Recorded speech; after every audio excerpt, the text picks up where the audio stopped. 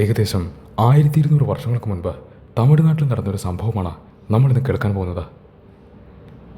പറയുന്നത്, നിങ്ങൾ പ്രാർത്ഥിക്കുന്നത് ആത്മാർത്ഥമായിട്ടാണെങ്കിൽ ഭഗവാൻ നിങ്ങളെ ഒരിക്കലും ഉപേക്ഷിക്കില്ല എന്നാണ്. നിങ്ങൾക്ക് വേണ്ടി അസാധാരണവും അത്ഭുതമെന്ന് തോന്നുന്ന കാര്യങ്ങൾ പോലും ഭഗവാൻ ചെയ്യുമെന്നാണ്. ഈ സംഭവം നടന്നത് തമിഴ്നാട്ടിലെ ഒരു സന്യാസിയുടെ ജീവിതത്തിലാണ്. അദ്ദേഹത്തിൻ്റെ പേര് നന്ദനാർ എന്നാണ്. തമിഴ്നാട്ടിൽ 63 സന്യാസിമാരുടെ ഒരു സംഘമുണ്ട്. അവരെ വിളിക്കുന്നത് നയനാർ എന്നാണ്. അതിൽ നന്ദനാർ എന്നൊരാളുമുണ്ട്. അദ്ദേഹം ഒരു ശിവഭക്തനാണ്. പറഞ്ഞല്ലോ, ഏകദേശം 1200 വർഷങ്ങൾക്ക് മുൻപാണ് അദ്ദേഹം ജീവിച്ചിരുന്നത്. അദ്ദേഹം വലിയൊരു സന്യാസിയായി മാറുന്നതിന് മുമ്പ് അദ്ദേഹം ഒരു സാധാരണ മനുഷ്യനായിരുന്നു. സത്യത്തിൽ സാധാരണ മനുഷ്യൻ എന്ന് പറഞ്ഞാൽ പോലും ശരിയാവില്ല. അതിനേക്കാളും താഴെയായിരുന്നു. ഒരു അടിമയായിരുന്നു അദ്ദേഹം, ഒരു പാവമടിമ. കുട്ടിക്കാലം മുതലേ ഇദ്ദേഹത്തിന് ശിവനെ വലിയ ഇഷ്ടമായിരുന്നു. ശിവ എന്ന പേര് കേൾക്കുമ്പോൾ തന്നെ അദ്ദേഹത്തിനുള്ളിൽ ഒരു പ്രത്യേകതരം ഫീലിംഗ് ഉണ്ടാകുമായിരുന്നു അത്രേ. ശിവഭക്തനായിരുന്നു ഇദ്ദേഹം. ഇദ്ദേഹം ജീവിച്ചിരുന്ന ഗ്രാമത്തിൽ നിന്നും ഒരല്പം ദൂരം മാറി തിരുപ്പുങ്കൂർ എന്നൊരു ശിവക്ഷേത്രം ഉണ്ടായിരുന്നു. ഇവിടെ പോവുക എന്നത് ഇദ്ദേഹത്തിൻ്റെ വലിയൊരു സ്വപ്നമായിരുന്നു, വലിയൊരു ആഗ്രഹമായിരുന്നു. പക്ഷേ ഇദ്ദേഹം ഒരടിമയാണ്. അടിമകൾക്ക് സ്വാതന്ത്ര്യമില്ല. അടിമകൾക്ക് ആഗ്രഹങ്ങൾ പാടില്ല. ഇദ്ദേഹം തൻ്റെ മുതലാളിയോട് ഒരുപാട് തവണ ഈ ക്ഷേത്രത്തിൽ പൊയ്ക്കോട്ടെ എന്ന് ചോദിച്ചു. പല ദിവസങ്ങളിലായി പല പ്രാവശ്യം ചോദിച്ചു. പക്ഷേ എല്ലാ പ്രാവശ്യവും മുതലാളി നോ എന്നാണ് പറയുന്നത്, പറ്റില്ല എന്നാണ് പറയുന്നത്. എപ്പോഴൊക്കെ ഇദ്ദേഹം ക്ഷേത്രത്തിൽ പോകുന്ന കാര്യം പറയുമോ അപ്പോഴൊക്കെ ഈ മുതലാളി എന്തെങ്കിലും ജോലി കൊടുക്കും. ഇന്ന് ആ ജോലി ചെയ്യൂ, നാളെ മറ്റൊരു ജോലിയുണ്ട്, അതിന് അടുത്ത ദിവസം വേറൊരു ജോലിയുണ്ട്. ഇതൊക്കെ ആര് ചെയ്യും? നീ പോയി കഴിഞ്ഞാൽ ഈ ജോലിയൊക്കെ ആര് ചെയ്യും? അദ്ദേഹം പറഞ്ഞു, ഒരൊറ്റ ദിവസത്തെ കാര്യമേ ഉള്ളൂ.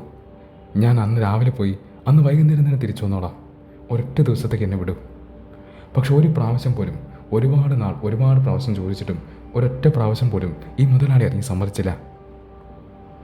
അങ്ങനെ ഇരിക്കെ ഒരു ദിവസം ഈ അടിമയ്ക്ക് ഒരു പ്രത്യേക തരം എനർജി വന്നു. എവിടുന്ന് ഒരു എനർജി വന്നു. ഈ അടിമ തീരുമാനിച്ചു, ഞാൻ നാളെ ആ ക്ഷേത്രത്തിൽ പോവുക തന്നെ ചെയ്യും. ഈ അടിമ മുതലാളിയെ കാണാൻ ചെന്നു. മുതലാളി മുന്നിൽ നിന്നു. എന്നിട്ട് പറഞ്ഞു, നാളെ ഞാൻ ആ ക്ഷേത്രത്തിൽ പോവും. എനിക്ക് പോയേ പറ്റൂ. ഇന്ന് ചെയ്യാനുള്ള ജോലിയെല്ലാം ഞാൻ ചെയ്യും, പക്ഷെ നാളെ എനിക്ക് ക്ഷേത്രത്തിൽ പോയേ മതിയാവും. അത്ഭുതകരമായ എനർജി ആ വ്യക്തിയുടെ ഉള്ളിലുണ്ടായിരുന്നു. മുതലാളി പോലും ഞെട്ടിപ്പോയി. അയാൾ പെട്ടെന്ന് സമ്മതിച്ചു പോയി. സമ്മതിച്ചു കഴിഞ്ഞിട്ടാണ് അയാൾ ഓർത്തത്, അയ്യോ സമ്മതിച്ച് പോയല്ലോ എന്ന്. പെട്ടെന്ന് അയാൾ പറഞ്ഞു, ഒരു ജോലിയുണ്ട്, അത് നീ ഇന്ന് ചെയ്ത് തീർത്തേ മതിയാവും. എന്നിട്ട് നീ നാളെ പൊയ്ക്കോളൂ. എന്തോ വലിയൊരു ജോലിയാണത്. എന്തായിരുന്നാലും അത് ഒരു ദിവസം കൊണ്ട് എത്ര ശ്രമിച്ചാലും തീരാത്തൊരു ജോലിയാണ്.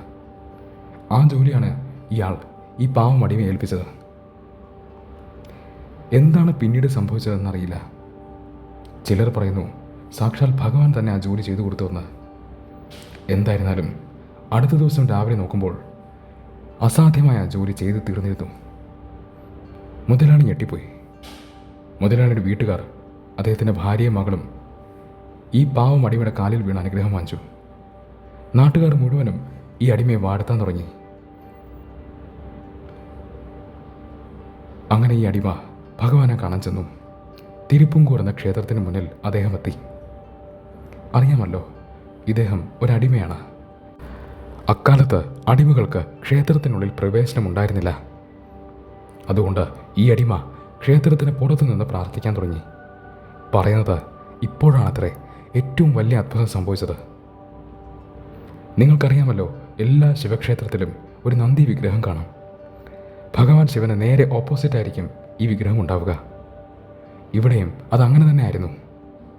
പറയുന്നത്, ഈ സന്യാസി, ഈ അടിമ ക്ഷേത്രത്തിന് പുറത്തു നിന്ന് പ്രാർത്ഥിച്ചപ്പോൾ തൻ്റെ ഭക്തന് തന്നെ നേരെ കാണാൻ വേണ്ടി ഭഗവാൻ നന്ദിയോട് നീങ്ങിയിരിക്കാൻ പറഞ്ഞു അത്രേ.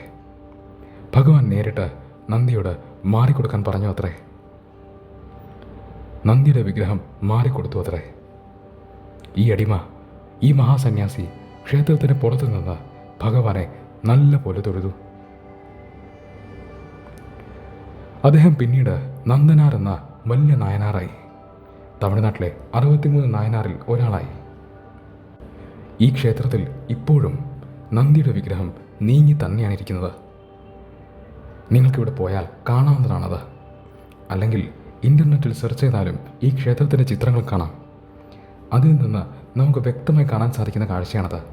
നന്ദിയുടെ വിഗ്രഹം വളരെ ദൂരെയാണ് ഇരിക്കുന്നത് എന്ന്, സാധാരണ ഇരിക്കുന്നത് പോലെ ഭഗവാന് നേരെ ഓപ്പോസിറ്റായിട്ടല്ല എന്ന്. ഇന്നും തമിഴ്നാട്ടിൽ ഈ കഥ പറയുന്നു. ഈ കഥ പറയുമ്പോൾ ചിലപ്പോൾ ചില വ്യത്യാസങ്ങളൊന്നും കേൾക്കാറുണ്ട്. പക്ഷേ അതിൻ്റെ കോർ, അതിൻ്റെ ബേസ് ഇപ്പോഴും സെയിമാണ്.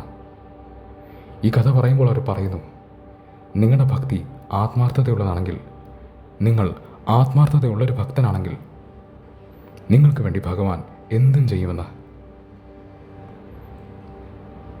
ഈ വിഷയത്തിൽ നിങ്ങളുടെ ഫീലിങ്സ്, നിങ്ങളുടെ അനുഭവങ്ങൾ തീർച്ചയായിട്ടും കമൻസിലൂടെ ഷെയർ ചെയ്യുക.